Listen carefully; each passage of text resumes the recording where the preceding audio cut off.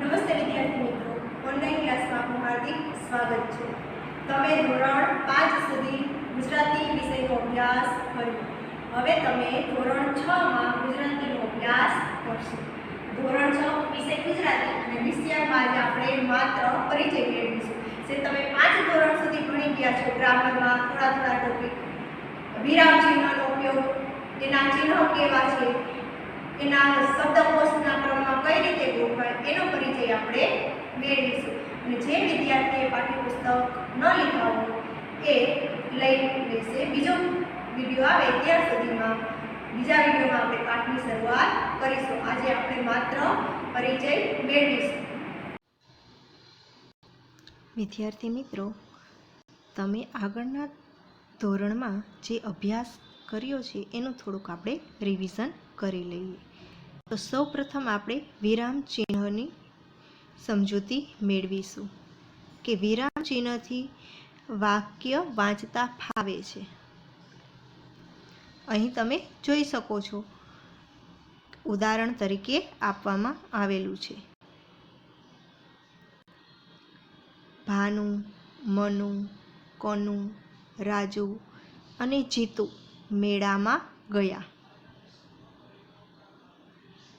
વિરામ ચિહ્નથી વાક્યનો અર્થ સ્પષ્ટ થાય છે. વિરામ ચિહ્નનો ઉપયોગ કરવાથી જે વાક્ય શું કહેવા માંગે છે તેનો અર્થ સ્પષ્ટ રીતે સમજાઈ જાય છે. અમને ઓછી શિષ્યવૃત્તિ મળવાની છે. વાક્યના અંતે પૂર્ણ વિરામ છે. અહીં તમે જોઈ શકો છો, પૂર્ણ વિરામ છે. તેથી અર્થ સ્પષ્ટ થાય છે કે અમને જે શિષ્યવૃત્તિ મળવાની છે તે ઓછી મળવાની છે. પરંતુ જો પૂર્ણ વિરામને બદલે બીજું વિરામ ચિહ્ન મૂક્યું હોય તો, જેમ કે અમને ઓછી શિષ્યવૃત્તિ મળવાની છે. અહીં વાક્યને અંતે પ્રશ્નાર્થ ચિહ્ન છે. ચિહ્ન બદલવાથી અર્થ બદલાઈ ગયો. હવે અર્થ એવો થશે કે શિષ્યવૃત્તિ અમને નથી મળવાની, બીજા કોઈને મળવાની છે. ત્યાર પછી છે કે ઉદ્ગાર ચિહ્નથી આપણા મનના ભાવો, આશ્ચર્ય, ગુસ્સો, તિરસ્કાર વગેરે દર્શાવાય છે. જેમ કે કેવું સુંદર દ્રશ્ય છે, અહીં આશ્ચર્ય થાય છે. જા જા, તને શાનું ઇનામ મળે, લુચ્ચા ઠગારા, અહીં તિરસ્કારનો ભાવ જોવા મળે છે. ત્યાર પછી છે રાજન, ધિક્કાર છે તને, તો અહીં ગુસ્સો જોવા મળે છે. ત્યાર પછી વાક્યના પ્રકારો આપવામાં આવેલા છે, ચિહ્નના પ્રકાર આપવામાં આવેલા છે. તો પહેલું છે પૂર્ણ વિરામ. અહીં તમે જોઈ શકો છો કે પૂર્ણ વિરામ છે. એની આંખમાં જળજળિયા આવ્યા, સૌને ગળે ડૂમો ભરાયો, નાનો છોકરો ઊભો થયો. પૂર્ણ વિરામની અહીં વ્યાખ્યા સ્પષ્ટ છે કે કોઈ હકીકત કહેવી હોય કે માહિતી આપવી હોય ત્યારે, કે જ્યારે કોઈ હકીકત, વાસ્તવિકતા કહેવાની હોય અથવા તો માહિતી આપવાની હોય ત્યારે વાક્યને અંતે પૂર્ણ વિરામ મુકાય છે. ત્યાર પછી છે અલ્પ વિરામ, જેનું ચિહ્ન આ પ્રકારનું છે. અમે બજારમાંથી ચા, ખાંડ, ગોળ અને મસાલા ખરીદ્યા. પરીક્ષા વખતે પેન, પેન્સિલ અને રબર લઈને જ શાળામાં આવવું. એલા, ઊભી થા, ગુરુજી પ્રણામ. 2 કે તેથી વધુ નામોને જ્યારે જુદા પાડવા હોય ત્યારે અલ્પ વિરામ મુકાય છે. અહીં કહેવામાં આવેલું છે કે 2 અથવા તો 2થી વધારે નામ હોય અને જુદા પાડવાના હોય ત્યારે અલ્પવિરામ મૂકવામાં આવે છે. વળી સંબોધન કરતી વખતે પણ અલ્પવિરામ મુકાય છે. અહીં આ બે વાક્યમાં સંબોધન છે, એટલે સંબોધન કરતી વખતે પણ અલ્પવિરામ મૂકવામાં આવે છે. ત્યાર પછી ઉદ્ગાર ચિહ્ન, જેનું ચિહ્ન આ પ્રકારનું છે. બધા ઘડીભર અવાક થઈ ગયા. તમે તો મને આજે ઘણું શીખવી દીધું. ના મહારાજ, હું છૂટો છું.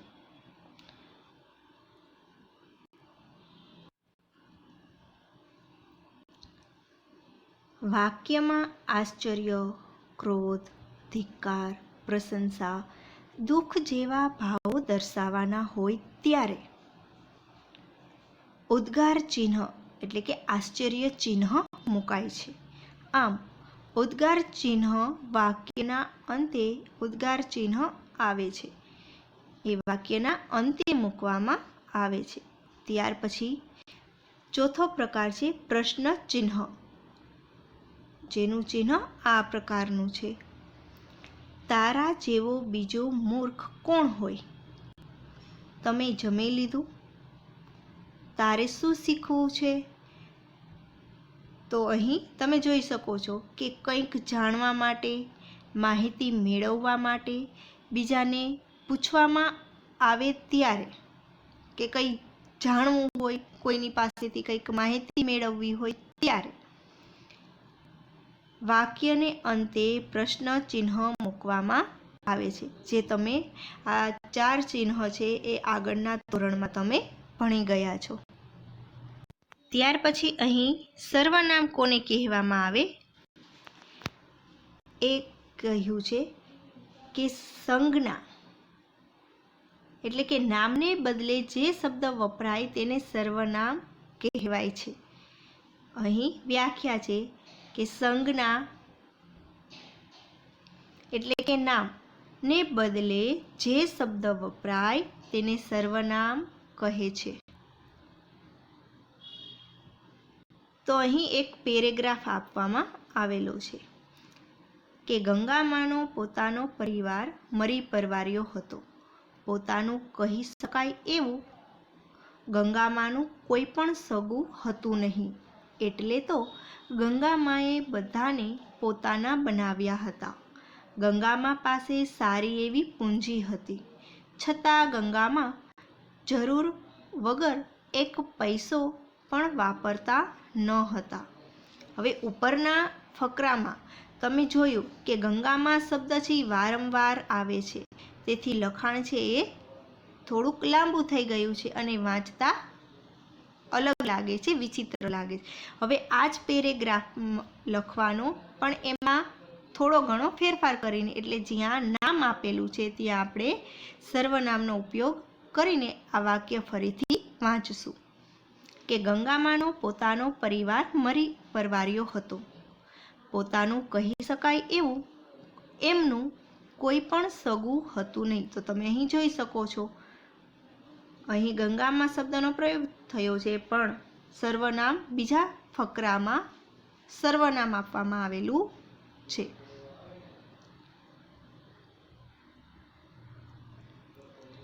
એટલે તો એમણે બધાને પોતાના બનાવ્યા હતા. એમની પાસે સારી એવી પૂંજી હતી, છતાં તેઓ જરૂર વગર એક પૈસો પણ વાપરતા ન હતા. તો અહીં ગંગામાને બદલે મૂકેલા શબ્દ તમે જોયા. તેમ કરવાથી લખાણ છે ટૂંકું છે અને વાંચવાથી સ્વાભાવિક લાગે છે. અહીં હું, મારું, મને, અમે, અમારું, આપણું, અમને, આપણને, તું, તારું, તને,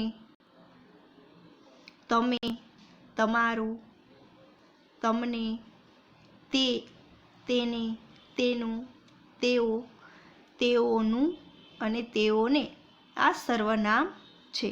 એટલે ટૂંકમાં સર્વનામ કોને કહેવાય? તો નામને બદલે જે શબ્દ વપરાય છે તેને સર્વનામ કહે છે.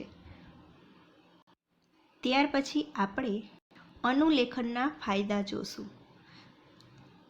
જોઈને તમને ઘણીવાર આગળના ધોરણમાં તમે પાઠ્યમાં જોયું હશે કે જે શબ્દ આપેલો છે એ જ તમારે ખાલી જગ્યામાં લખવાનો હોય છે. જોઈને સુંદર અક્ષરે અનુલેખન કરવાનું હોય છે. તેના ફાયદા કયા છે? તો હાથના સ્નાયુઓ કેળવાય છે, અક્ષરોના વળાંક, રેખા, પ્રમાણમાં વગેરેનું જ્ઞાન થાય છે, હસ્તાક્ષર સુધરે છે, અક્ષર તમારા સારા થાય છે, વિરામચિહ્ન અને જોડણીનો ખ્યાલ આવે છે, એની સમજ તમને મળે છે, લેખન સુંદર થતાં ઉત્સાહ વધે છે, તમારામાં આત્મવિશ્વાસ આવી જાય છે, તમારા અક્ષર સુંદર હોય તો ચોકસાઈ અને ચીવટ આવે છે. ત્યાર પછી અનુલેખન કરતી વખતે ધ્યાનમાં લેવા જેવી બાબતો, થોડી ઘણી બાબતો છે એ આપણે અહીં જોશું. તો તેમાં પહેલો પોઈન્ટ છે કે અક્ષરો સ્વચ્છ, સુંદર અને મરોડદાર હોવા જોઈએ. જ્યારે તમે લખો છો ત્યારે તમારા અક્ષરો સ્વચ્છ, સુંદર અને મરોડદાર થવા જોઈએ. બે શબ્દ વચ્ચે યોગ્ય જગ્યા રાખવી જોઈએ. બે શબ્દ હોય એની વચ્ચે યોગ્ય જગ્યા હોવી જોઈએ. યોગ્ય સ્થળે વિરામ ચિહ્ન મૂકવા જોઈએ. જોડણી શુદ્ધ હોવી જોઈએ. જોડણીની ભૂલ રહેવી ન જોઈએ. હાસ્ય છોડીને લખવું જોઈએ. જોડાક્ષરો યોગ્ય રીતે લખવા જોઈએ. અક્ષરો એક સરખા હોવા જોઈએ. શરૂઆતમાં ધીમે લખવું જોઈએ, પછી ક્રમશઃ ઝડપ વધારવી જોઈએ. અનુલેખન કરતી વખતે આટલી બાબતો ધ્યાનમાં લેવી જોઈએ. હવે તમે જ્યારે લખો ત્યારે આ બાબતો ધ્યાનમાં રાખીને તમારે લખવાનું રહેશે. વિદ્યાર્થી મિત્રો, તમારે પાઠ્યમાં પહેલો જ પાઠ ચિત્રપાઠ જ છે. તો એ ચિત્ર ઉપરથી તમારે વાક્ય બનાવવાના હોય છે. તો ત્યારે કઈક બાબતો ધ્યાનમાં રાખવી જોઈએ તેના વિશે ચર્ચા કરીશું. તમારી પાઠ્યમાં પહેલો જ પાઠ ચિત્રપાઠ છે. એ ચિત્રને જોઈને તમારે તમારી ભાષામાં તેનું વર્ણન કરવાનું હોય છે. તો આ ચિત્ર વર્ણન કરતી વખતે કઈ બાબતો ધ્યાનમાં રાખવી જોઈએ તે અહીં કહેવામાં આવેલું છે.